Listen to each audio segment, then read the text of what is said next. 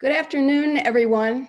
My name is Blair Forlaw, and I'm delighted to welcome you to the fourth in a series of programs presented by the Religious Freedom Center of the Freedom Forum. We've entitled our series, Religious Resolve, Stories from Our Past for Our Future. We're grateful to the Arthur Vining Davis Foundations for their support, which made this series possible. Today, we will hear narratives about individuals of religious conviction who stood up, spoke out, and pressed hard about issues that were important in their day and that are important in our day as well. We'll be talking about these individuals as champions of democracy, the very essence of what differentiates a democracy from other types of government. Is that in a democracy, the power, the authority rests with the people. In the United States, one of the fundamental ways that people exercise their authority is through voting. That takes the form of voting directly on issues and laws, and also by voting indirectly by electing people to represent us in governing capacities. Now, generally, as you know, our Constitution delegates the mechanics of the voting process to the states. If we've been watching the news lately, we're all very much aware of the fact that decisions about how, where, and when individuals can vote, those decisions are made at the state level. But 4 times in our country's history, the Constitution has been amended to clarify at the federal level certain standards for voting. Most germane to our discussion today are the first 2 of these voting amendments, each of which is represented by an important milestone this year. 150 years ago, for example, in 1870, the 15th Amendment stipulated that neither the states nor the federal government could, quote, abridge the right of citizens to vote on the basis of race, color, or previous condition of servitude. And 100 years ago, in 1920, the 19th Amendment established, quote, that the right of citizens of the United States to vote shall not be denied or abridged by the United States or any state on the account of sex. These amendments passed after considerable, years-long effort on the part of Americans who were committed to the principles of democracy. Many of these Americans, like the ones we'll be discussing today, were people driven by their religious values to advocate for the disenfranchised. In many respects, however, these 2 amendments as passed were aspirational statements that didn't immediately, effectively assure the rights that they were intended. The amendments passed, but the struggle for voting rights continued. And this afternoon, we're going to talk about that struggle. Reverend Billy Michael Honor will tell us the story of 33 Georgia legislators who were duly elected to represent their constituents during the Reconstruction, but who were almost immediately expelled because of their color. Reverend Honor is a public scholar and civic organizer whose progressive and compelling insights have made him a sought-after speaker and social commentator. He currently serves as the Director of Faith and Civic Engagement Organizing for the New Georgia Project, which is a celebrated civic and civil rights organization. In addition to organizing, he also travels extensively, providing public scholarship on issues at the intersection of faith, racial justice, community organizing, and politics. His writings and work have been featured and published in stories by numerous media outlets, including the Huffington Post, USA Today, The Nation, Mother Jones, NPR, and the Sarasota Report. Reverend Honor has also received several awards for his work in the community and public scholarship. Most recently, in addition to his faith voter engagement organizing, the Center for American Progress named him one of the country's, quote, leaders to watch in 2020. Reverend Honor has also served as an adjunct instructor at several colleges and universities and is a graduate of Emory University, the Interdenominational Theological Center, and Beulah Heights Christian University. Lacey Fee Wilson will lift up the story of Dr. Charlotte Hawkins Brown, who pushed back against attempts to keep African-American women from the polls in North Carolina in the very year that the 19th Amendment was ratified. Ms. Wilson is the site manager for the Charlotte Hawkins Brown Museum and North Carolina State Historic Site. Previously, she was a historic interpreter at the Owens Thomas House and Slave Quarters under Telfair Museums in Savannah, Georgia.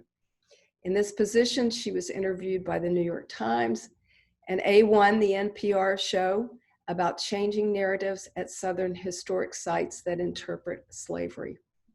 Currently, she serves on the Advocacy Committee of the National Council for Public History and is active with the Black Interpreters Guild.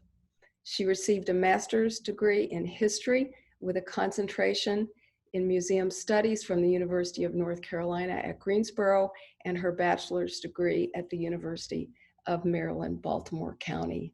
We're so honored to have both of you here to share these narratives with us today. We're going to take the stories in chronological order, which puts you, Reverend Honor, up first. And I'll just ask our folks in the audience, feel free if you have questions or comments, go ahead and enter those in the Q&A function on your screen, and we will address as many as we can at the end of our formal program. So Reverend Billy Honor, thank you. Please go right ahead. Thank you for having me. I'm really happy to be here today. Thank you to the Freedom Forum for this opportunity, to this wonderful series, which is so important, particularly in the time in which we find ourselves today. And thank you to Blair, and it's really good to be here with Lacey as well. I want to begin my address today with a statement from the Dr. Martin Luther King Jr. He said, "We don't make history, we are made by history." This quote highlights the fact that whatever happens that becomes history is the result of some history that preceded it. This is to say that the current struggle for voting rights in this country is an outgrowth of past struggles, of historical moments that we've either forgotten, ignored, or don't care to remember. Such is the case with the story of the original 33 that I'm here to talk to you today about. Many of you may not be aware of this story. Some of you may have. It's a seldom talked about moment in Southern history, more specifically in Georgia history. I reside in the state of Georgia, and I live in the city of Atlanta that is often termed as the city that's too busy to hate. Sometimes it's the city that's too busy to remember. And that is to remember its history and the shaping of things that has made it the global city that it is today, with all of its promise and its perils. When we think about this story of the original 33, what it highlights, I think, mostly is how far we've come, for sure, while also reminding us how far we still have to go in pursuit of having an America that is truly as good as its promise. The story begins in September 1868, just 4 months after the Civil War ended. Remember, the Civil War ended in May of that year. This is September. 33 legislators were expelled from the Georgia General Assembly solely because they were persons of African descent. Those familiar with this history, or the history of this period, know that this is what was termed the Reconstruction era. This was an effort to integrate the southern states with the 4 million freed enslaved Africans. Part of this effort included giving the ability for Black men to vote and be elected as officials, as public officials. In response to this, this marked the beginning of what we would see as violent, in some cases, reactions to these efforts through the institution of voting laws, Black codes, voter intimidation to prevent Blacks, including some who were never enslaved. There were, in fact, Black or Africans in this country who were born free. But during this era, some of those individuals who were never enslaved were subjugated to some of these same type of violent reactions to those who were the freed enslaved. And all of it geared towards trying to keep this group of freed African people in American lands from gaining political power. I want to talk a bit about what led to the exclusion of these 33. But before I do, I think it's really important for us to deal with the matter of who are we talking about? Who are these people? Because these legislators and their history actually speaks to a part of what this series is about, and that's about the contribution of religious individuals, right? Religious individuals to the building of our democracy, right? So let's take a moment to consider that between 1867 and 1872, 69 African Americans served as delegates to the Constitutional Convention. So keep this in your mind. That's and the Constitutional Convention, 1867 to 1868. And then some served in the state legislators. So we're talking about Jefferson Franklin Long, who was a tailor in Bibb County. And for those of you not familiar with Georgia, Bibb County is the middle part of the state. The biggest city in Bibb County is Macon, Georgia, which right now has become a sort of political hotspot because of some small demographic shifts that make it of interest to both political parties. So that's the middle of the state, a lot of rural counties there, but a nice African-American constituency because Bibb County sits just above what's known as the Black Belt, which is the rural areas of the state of Georgia where there are lots of African-American populations. And so this Jefferson Franklin Long was from this part of the state. He sat in the U.S. Congress from December 1870 to March 1871. And then the three most prominent Black state legislatures on state level were Henry McNeill Turner, Tunis Campbell, and Aaron Bradley. Now, one individual who I want to highlight here is Henry McNeill Turner. So Turner came to Georgia from Washington, D.C. In 1865, he came there because he was working with what's known as the African Methodist Episcopal Church, which is the oldest Black denomination in the United States of America. 1787, I was born and raised in the African Methodist Episcopal Church and baptized. Very proud heritage of mine. The African Methodist Episcopal Church was started in reaction to religious-based discrimination in Philadelphia, right? At St. George Methodist Church there. And so the African Methodist Episcopal Church has always been rooted in the sort of nexus of deep-rooted faith and political protest and the pursuit of racial equity. So Henry McNeill Turner is a part of this tradition. He was a very revered Black successful politician as well as minister. He organized Black Republican votes and attracted other ministers to politics. He was a delegate to the Georgia Constitutional Convention in 1867 and was elected to 2 terms in the Georgia legislature beginning in 1868. And today there is a theological seminary in Atlanta named the Turner Theological Seminary that sits on the campus of the Interdenominational Theological Center in Atlanta, where I am a proud alumni. And where many African Methodist Episcopal ministers still are being trained and have been trained. Henry McNeill Turner was one of these original 33. And not just him, but 24 of the original 33 legislators were ministers. 24, right? Well over 50% of those who served were ministers. Now, why is this? Well, this is because Black churches were among the only places in society at this time where Blacks could express leadership and do mass mobilization and organizing, right? So this provided a platform for ministers, especially highly learned ones, to gain public influence. Now, as it turns out, this would be both a negative and a positive, right? So on the one hand, having religious leadership stature was a good thing in terms of being able to gain an audience and seek respect from the broader white society. But it also served at times to be a hindrance to the agenda, the freedom agenda, because often these ministers tended to want to be conciliatory or overly conciliatory in the way in which they would approach things, right? And they would appeal to their faith in certain scriptures as rationale for not going the full way in terms of liberation type legislative initiatives. They would oftentimes seek the sort of halfway path or just doing just enough so that they could appease and keep the peace of the white politicians and the social order. Now, I showed them some leeway here because I imagine that what's happening is that they were trying to make sure that this new arrangement of serving in political office was sustainable, and it was something that would not jar those who were not used to having these freed Africans serving among them.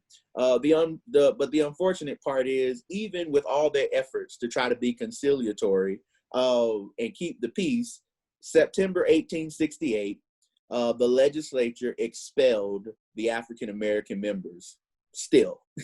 Even though they weren't even the most radical bunch. They some historians will tell you that they weren't even proposing what you might expect they might have been proposing. I mean, they weren't asking for reparations. They weren't asking for repayment of what had been done as a result of years of enslavement. But even still, with the agenda that they had, that some viewed as accommodationist, it still landed individuals like Turner and others having to lobby the federal government for them to be reseated after they were expelled. The ideas around them being expelled had to do with the idea that the Constitution didn't really support their being seated. And so this became a conversation around what really does the country's governing documents have to say about the seating and the political power of African people. People like Turner continued to concentrate on their political and civil rights, even though they were unseated. And for many of them, what they did is they continued their agenda of education. For most of the freed Africans, the highest legislative initiative of the Reconstruction era was education. They truly believed that if they could get adequate education for these generations of Africans that had been freed and denied access to public education, that it could be the first step in truly transforming the denigrated and dehumanizing state that the African people had experienced up to this point. And so pushing public education became something that was important for them, even after they had been unseated. They still pushed for the legislature to adopt public education initiatives. Democrats in the Georgia legislature moved the first week of September in 1978, as I said, to expel Black members of the legislature on the grounds that the new Constitution did not guarantee them the right to hold office. Then on September 5th, 1968, Representative R.W. Phillips made a speech calling for all white men to expel Blacks. He further condemned the government for giving what he referred to as 90,000 slaves the right to vote, and compared Georgia's treatment at the hands of the victorious Union to the treatment of beaten peoples in the Dark Ages. This was the argument. He also called the recent election of Governor Bullitt at that time, who opposed the resolution, illegitimate. So he called the election illegitimate. So this set a political situation in Georgia that was quite interesting. I'm not sure we've even seen something like this again, even in 2018 with all of our controversy around our governor's election that we had. It pales in comparison to probably what was happening at this particular period of time. During the ensuing sessions of the Georgia House of Representatives, others would speak with similar sentiments to those of Phillips. On September 9th, the House voted 80-23 to expel Black legislators, and the resolution would pass the Senate as well. The key to the resolution passage was the votes in favor from white carpetbaggers and Republicans, and shows that in some cases, race trump political affiliation. In other words, these are characterizations of groups that would have normally not voted together. That's the point. So there was a bipartisan coalition that formed that was rooted solely in race, not in political affiliation or what was in one's political best interest. It was about what was in one's racial best interest. So finally, this action by the Georgia legislature represents another historical means of establishing white supremacy in southern states in the face of attempts to try to enfranchise Black Africans who have been historically marginalized in this country. White Southerners as a whole were opposed to this newly created state government, which included Blacks. Overwhelmingly, you look at the numbers, most historians agree that most whites supported Blacks being in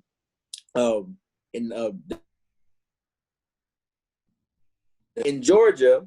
There was a whole legislature that continued for a decade, 2 decades, denying Blacks the right to vote. You'll see even as early as the beginning of the 20th century, where there were violent reactions from the Ku Klux Klan and others when it was that Black elected officials were becoming on the rise once again. And there was the Ku Klux Klan rose up in response to some of these regains of the past Reconstruction era. And we begin to see violent reactions now to Blacks receiving political power. All of this history becomes really important because when we discuss voting rights today, we can't do it without considering events like the expulsion of the original 33. Today, the Georgia Legislative Black Caucus is the largest Black caucus in the United States of America. Though there is still a void in state politics and state offices where people of color and women are not employed at the levels where decisions are made very often, Blacks are very well represented in the legislature. From my viewpoint, though, what this story speaks to, even though we've made progress, which I've just noted, and what it does speak to is the fact that the foundation of our government, when we really take a serious look at history, has inherent flaws. And trying to build a balanced and fair government on top of cracked foundations is a challenging project. And sometimes it proves to be too deeply rooted to actually fix. And this is why we must consider and discuss parts of our history, like the expulsion of the 33 in Georgia, so it can help us to reckon with and hopefully better understand some of the sources of our modern dilemma around issues related to voting. Very last point, Georgia will become the first state in all the United States of the southern states to have a non-white majority. By 2024, there will be more people a part of the new American majority. That's African Americans, Latinos, Asians, women, and children, than there will be white men in Georgia. First state in the South where that will be the case. That means that Georgia has a demographic shift that's happening, in some cases quickly, that is affecting the political dynamics. Tells you everything you need to know about why Georgia is currently ground zero for the voting rights fight. Mm-hmm. In some ways, this is history repeating itself. Thank you. Oh, thank you so much. We make history, but we are made by history. And for those of us, and I see there's several people tuned in today who've been at almost all of the programs in this series, and we will recognize some themes that you touched on. For example, one of our programs taught us more about Reverend Richard Allen and Absalom Jones, and so we know a little bit about the beginnings of the AME Church in Philadelphia. We also learned about a suffragist, Miss A.L.T. Waits, who was an educator who traveled all over the Midwest and the eastern part of the United States, teaching people about voting and other sorts of issues. And certainly education, the importance of education, is a focus of our next presentation, Dr. Charlotte Hawkins Brown. So Lacey Wilson, thank you so much for joining us today, and we'll turn the program over to you now. Thank you again for having us, and thank you for the Freedom Forum for inviting me to participate in this, and additional thank you to Billy for his wonderful presentation. I also think our program, what we've been talking about, leads very well into each other. Dr. Charlotte Hawkins Brown was an educator and an advocate, and I think blends a lot of the themes that we've previously hinted up to in the sort of middle portion or beginning of the people with religious convictions advocating, as well as advocating for education and for additional rights for more people. So who is Dr. Charlotte Hawkins Brown? She was born in Henderson, North Carolina, shortly after the Civil War, and will move with her mother and stepfather to Cambridge, Massachusetts, which was where she will spend majority of her childhood, being involved, starting with the Union Baptist Church there, where she begins, credits as her beginning her public speaking career, truly. But is inspired by the AMA Church that you have just previously mentioned, as well as the work of Booker T. Washington, to become an educator in her as her next step beyond that. So after receiving her certificate in education, she gets 2 job offers, one in Henderson, one back here where we currently are, Sedalia, North Carolina, a little outside of Greensboro, directly between Greensboro and Burlington in the Triad area of North Carolina, and Florida. And she will see the offer of coming back to North Carolina as God calling her back home, as an additional calling of her faith to go in this direction. So she will come here. And she will come here and begin a fabulous career that truly spans so much of the themes that we can be talking about. We're going to focus primarily on the beginning of her school here. I often describe Dr. Charlotte as someone who advocates for Black people, specifically in education at the school that she creates, as well as beyond that. So she will be a teacher at an AMA school here in Sedalia for about a year, and then the AMA will close that school at the end of her year. But the community of Sedalia will realize what the benefit of the person that they have here and the presence and passion that she has with the work that she does, and will ask her to stay on and create a new school. So she will create the Palmer Memorial Institute in 1902 when she is 19 years old. She will journey back up to Massachusetts to pull at connections that she previously had with Alice Palmer, and name this school after her as the Palmer Memorial Institute, where she will be going back to the north, getting a lot of donations to create this school. It begins in a blacksmith shop, currently expands about 40 acres if you come by to visit us today. She focuses a lot on liberal arts, agricultural skills, mechanical skills, and domestic arts, teaching all sorts of things. We often describe her as someone who fits right in between the Booker T. Washington School of getting some skills that you can use now, as well as the W.E.B. Du Bois School of looking beyond, getting into the academy. And you can learn from both here at this school. So in addition to creating a space where over 2,000 Black students will graduate from here, go on to a majority of careers and lives, she will also be involved in a lot of advocacy work in North Carolina and beyond. So we start a little bit with her creating organizations here in Sedalia that are primarily focused on Black home ownership and connecting with a lot of the farmers here in the area.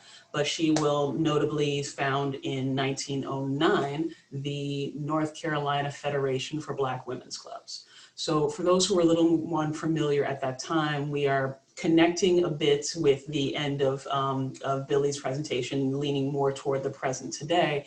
But Black women's clubs at that time and earlier were very involved with advocacy work in the United States, doing a lot of work on education, political advocacy, supporting the communities, business things. They were very involved in whatever their communities needed them to be doing. And creating the North Carolina Federation for Negro Women's Clubs, she's connecting all the ones in the state, allowing them to learn from each other, connecting them to further other organizations throughout the United States as well, like the NAACP. And this will all become crucial as the 19th Amendment will become ratified and passed, and they will make the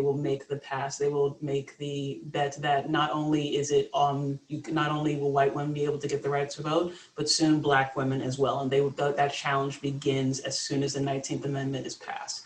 But pulling back a little bit, she's working with all these Negro women's clubs and giving speeches all across the United States, and gathering additional donors in the North as well as some in the South. She's making a lot of connections down here in North Carolina as well. And in doing so, people will see the work that she's doing as a bit of a threat.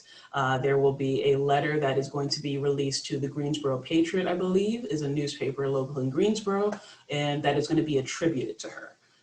We have no evidence that she wrote it or not, but we do know that the locals will believe that this is a letter that she wrote. And then in the letter, it is very much advocating for Black women storming the ballots, storming the registration spaces to claim the right to vote. And if they are challenged at any point, to call on white Republicans and white women who will help them, and white lawyers. It's very direct. It's very threatening, and the letter is supposed to have been sent to Black women across North Carolina who were able to, but it was supposedly leaked to this newspaper, and that will be a concern. It is attributed to an organization that is similarly named to the North Carolina Federation of Negro Women's Clubs, but doesn't actually exist. And so as the founder and then president in 1912, it is going to be attributed to Dr. Brown in particular.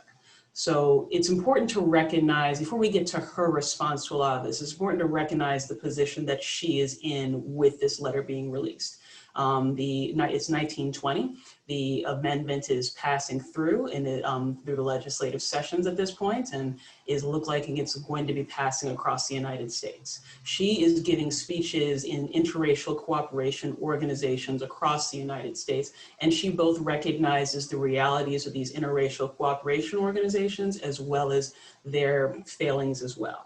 She had just come back from a trip to Memphis to one of these interracial cooperation organization meetings, where on the way there, she was accosted on the train, on the Pullman train, and asked to remove herself from the sleeping car and back to the segregated car where she should have been. She describes this as very embarrassing. She describes it as between 8 to 10 white men just send her back there. Either she's going back to the segregated car or she's going to be getting off the train and not at her stop. So she gathers her things safely and makes this decision, but definitely watches how no one helped her on this train. There are white women and white men on the train, and she's going past them and going to the segregated car to an interracial cooperation organization meeting, where she is going to be giving one of these speeches there, one of the earlier ones. And it's important to recognize the mindset of that she then arrives to this organization that is designed to help people like her to sort of collaborate and make changes. So she brings this up in the speech. She talks about how all of these things that they talk about are doing all this work together. It's very nice, but they need to be able to do more. They need to put action behind these words. And there's a question of, did any of you see me while I was being, and it's very clear from the notes from that meeting that there were some white women in that audience who were also on that train and saw her going past and didn't do anything. And she directly challenges that, because it has to be more than this. So this is the Memphis meeting that she will be leaving, in which she arrives back to North Carolina and learns of this letter that is being attributed to her. Now, it's also important to recognize, I did say domestic arts when I talked about the school that she created. She's known as the First Lady of Social Graces. She created this amazing book, The Correct Thing to Do, to Say, to Wear, all about the domestic arts and being able to best present yourself to the world for Black students and young people at that time. So in looking at the letter and looking at the other things that she has written, the language doesn't match up. She's not that direct nor threatening, and unlikely that she would have, as savvy as she is, a Black woman who is actively working to get white donors to donate to her school in the South, able to make connections with Southern white people in the South as well to donate as well and not see the school as a threat. Unlikely she would have been as direct in this way in a public space, as well as asking Black women to go to white Republicans, white lawyers to get this support so that they can vote. So she disavows the letter.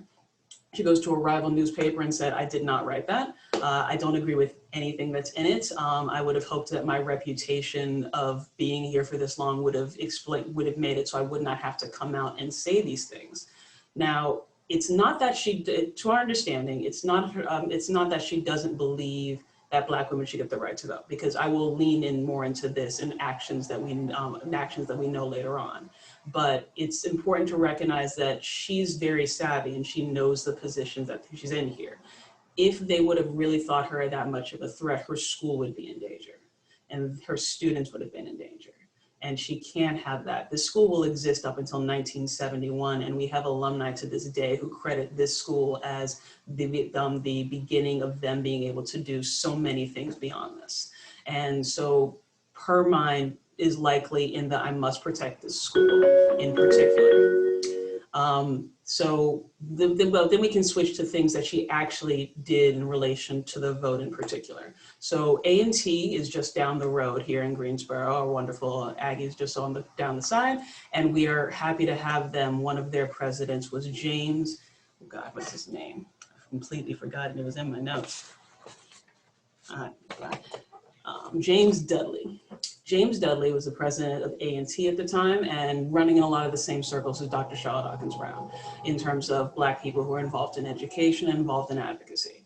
And he will be on the record in a lot of times talking about how with the 19th Amendment coming up, we shouldn't be pushing for Black women to get the right to vote right now because we already have Black men unable to vote in the South right now.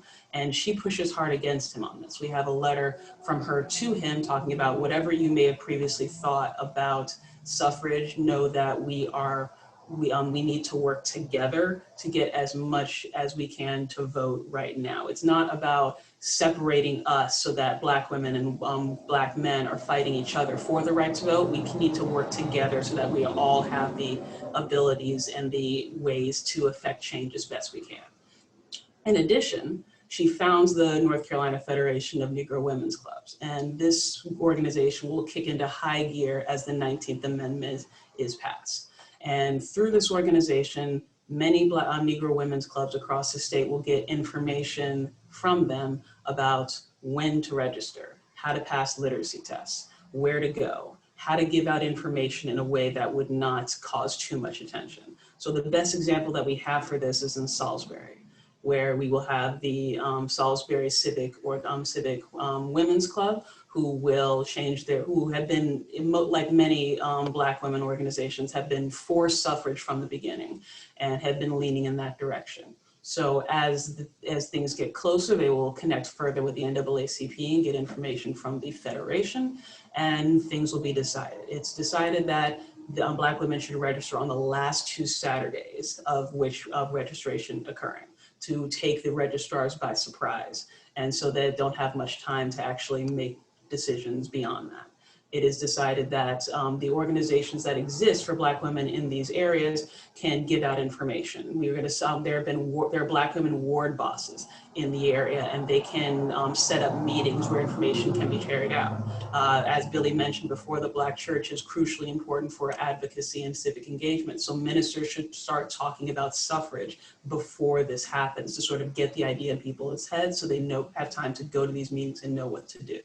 And the information is passed. And many people across North Carolina who register people to vote are taken entirely by surprise that Black women want to vote. There's a direct quote that I have that I love so much in terms of this. Saturday was the first day that the colored women of Greensboro have shown any marked inclination to have their name placed on the registration books, said the same newspaper that published the letter that was attributed to Dr. Brown.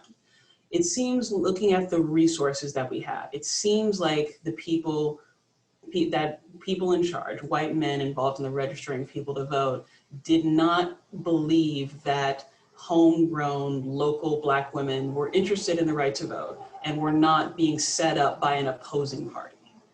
We had a lot, so the first Saturday there will be Black women vote. We don't know exactly how many because of the way that voting registration information is sort of kept after that, but there will be quite a few.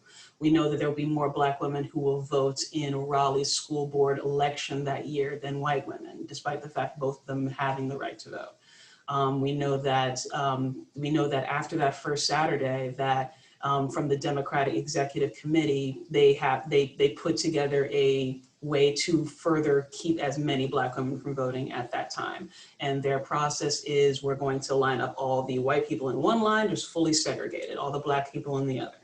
And so we run out the white line, and then we try to do as many literacy tests as possible, try to kick out as many as we can, and then after the time goes out, close it, which I think leads really nicely into present conversations about voting rights. A lot of us have seen, since early voting has gotten started, and even from the primaries not that long ago, the incredibly long lines of people who wanted to vote. Now imagine those lines are split into two by race in particular, and that only one line is being addressed. And you can see the parallels that would have existed at the time. And it would be wrong, it would also be disingenuous of me to also not recognize that I'm in North Carolina, a state that is very much interested in voting ID laws in particular. It's hard not to see a lot of these things and these conversations as sort of coming back. But I think what's important in terms of lifting up these important stories that both me and Billy have been talking about is that these are fights that are long, the long civil rights movement. These are things that continue on from the beginning and continued on into the 1960s. Students from this school, from Palmer Memorial Institute, will go on to become lawyers and teachers and carving their own paths. We have the Greensboro sit-ins was just down the road as well, peers of the students who were here. Dr. Charlotte Hawkins Brown is educating students as well as advocating for them beyond the school in ways that they can best set themselves forward to make changes and to do good work and to put themselves in the position where they can advocate for themselves. She connects a lot of the end of slavery to just the beginning of the civil rights movement, just over the span of her lifetime in this school. And her advocacy extends beyond voting rights, immigration, criminal justice as well. And it's important to recognize that these are long fights and that you can find a way to make a change and fit yourself in a way to make changes for whatever you believe in as well. And that's kind of where I want to set off.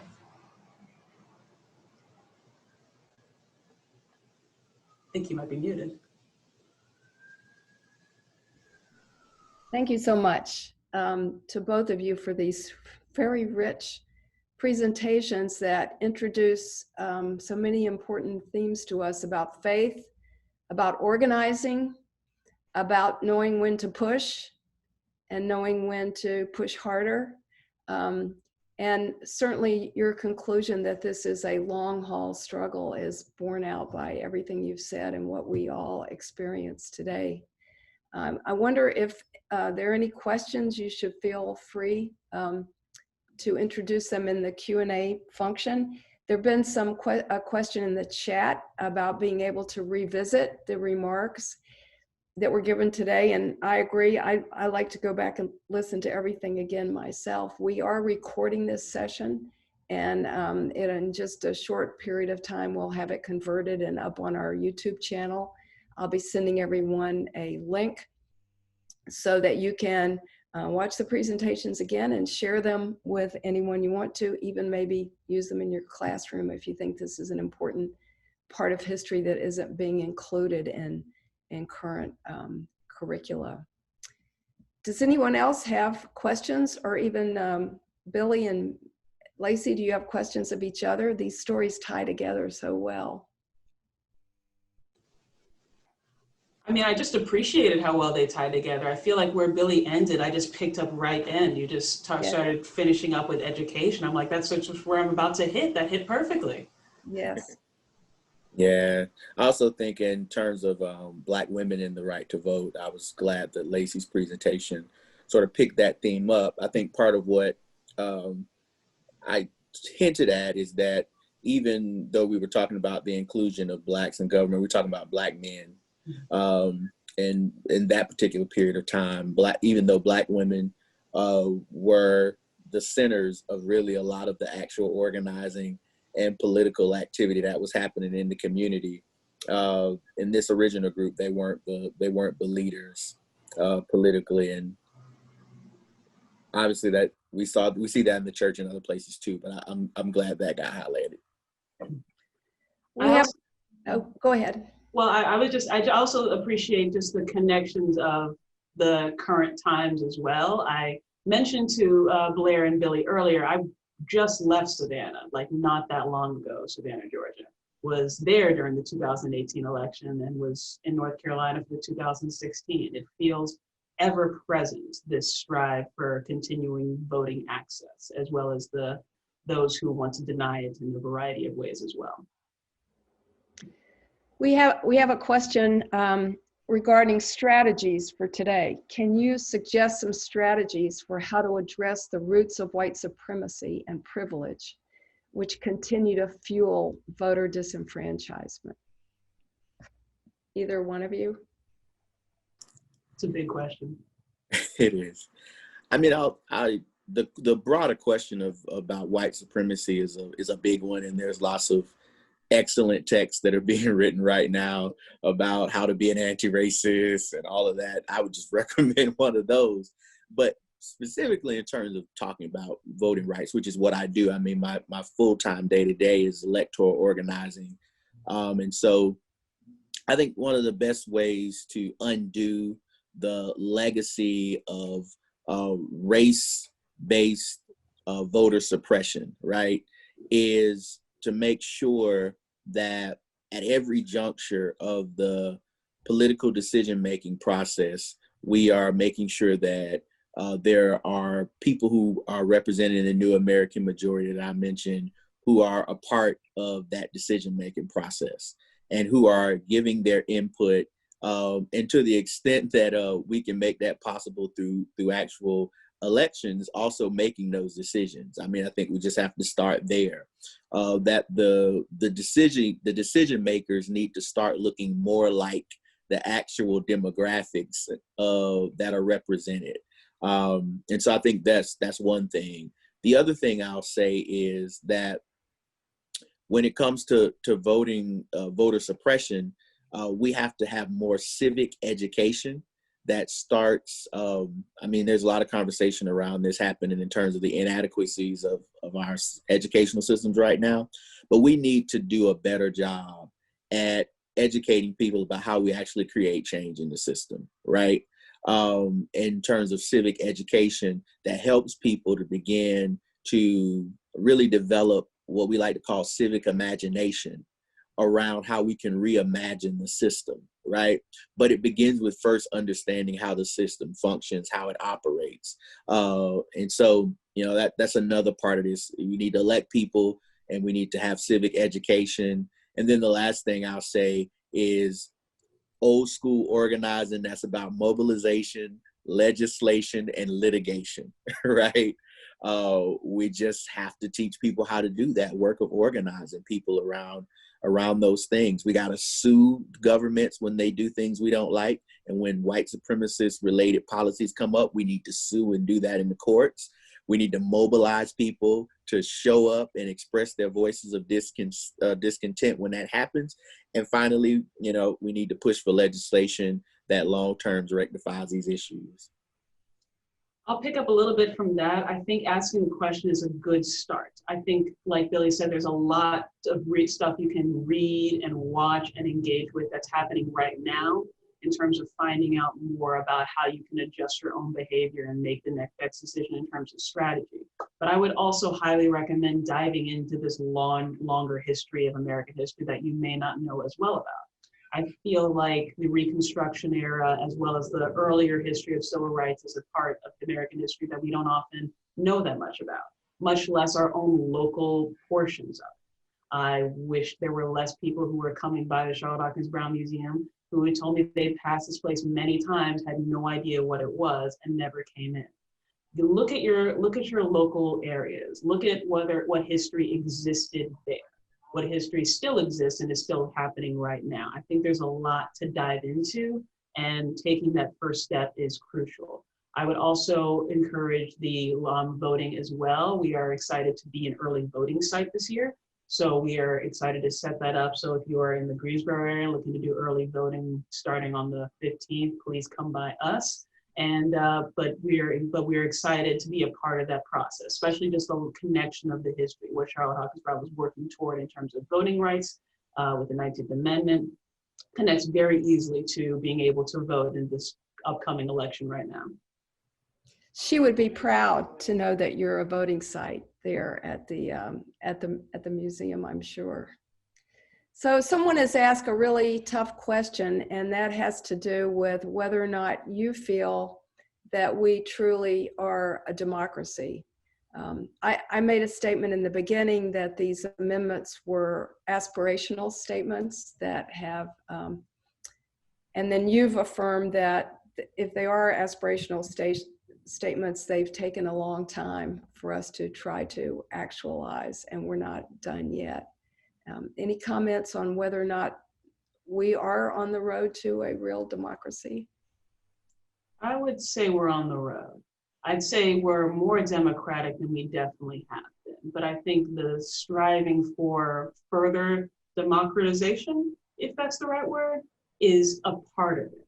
I hesitate to say 100%, but I feel like that, but I feel comfortable saying we're on the road. There's so much work to be done, but also so much work has been done already and is still in process. But it's a hard question. So Billy, you've registered how many? 400,000 people to vote? Yes, so the New Georgia project that I worked for in the last several years of existence, we registered 400,000 folks just here in Georgia. Yeah. Those are important steps on the road in the direction. No, that's right. Because you're from Georgia and North Carolina, we have had some questions that, and I hope you'll forgive me if we don't directly answer those, since we're strictly a nonpartisan organization and program here. But because Georgia, everybody's really interested in what's going to happen in Georgia and what's going to happen in North Carolina in terms of the current presidential election. And so we're not going to ask you to make predictions about that, but just know that we're all watching. We're all extremely interested. I as a state employee, I appreciate that. Okay. So since we've come to the end of our questions, we can go ahead and begin to wrap up our program. And I will just tell you again that we have recorded this session. It will be up on our YouTube channel. I'll let you know when. And when you've had a chance to look at it again or share it with others, if you have any questions, please be sure to address those, share those with us, and we will I'll pass them along, or I'll attempt to answer them, or perhaps they'll help inform some future program that we're putting together, because we, like you, know that we're on a journey of learning, and that journey of learning is what's going to help us act on our own religious beliefs, or our faith, our convictions, our conscience, to create a world, not only be created, but to create a world that's more in line with our values. So I'll just let you know that we're going to be back again online on Sunday, this coming Sunday, October 11th, with another really interesting story from our past with implications for our future. We're going to learn about the Grimke family, and we have one of the most interesting and complicated families in American history. Dr. Persavia Prelo, who is the current pastor of the 15th Street Presbyterian Church here in Washington, D.C., which is Reverend Francis Grimke's old church, will be telling the story of Reverend Francis Grimke and his actions and attitudes towards race and the right to vote, as well as religious themes. And then Dr. Robin Healy, who's a Quaker scholar and writer from British Columbia, will tell us the story of the sisters, Angelina and Sarah Grimke, two women born in a slave-holding household in South Carolina, who abandoned the slavery mentality, went to Philadelphia, here's Philadelphia again, became Quakers, became abolitionist and suffragist. Reverend Francis Grimke was the son of their brother and an enslaved woman. And so we're going to learn about their separate paths, but also we're going to talk about the theme of reconciliation within the locus of the family. So that'll be this Sunday afternoon, October 11th at 3 o'clock, and you all certainly are welcome to join us then. So please join me again in thanking our presenters, Lacey Wilson from the Charlotte Hawkins Brown Museum and Reverend Billy Michael Honor from the New Georgia Project. And again, we thank the Arthur Vining Davis Foundations for their support for this program. So thank you again so much, and we'll say goodbye until next time. Bye-bye.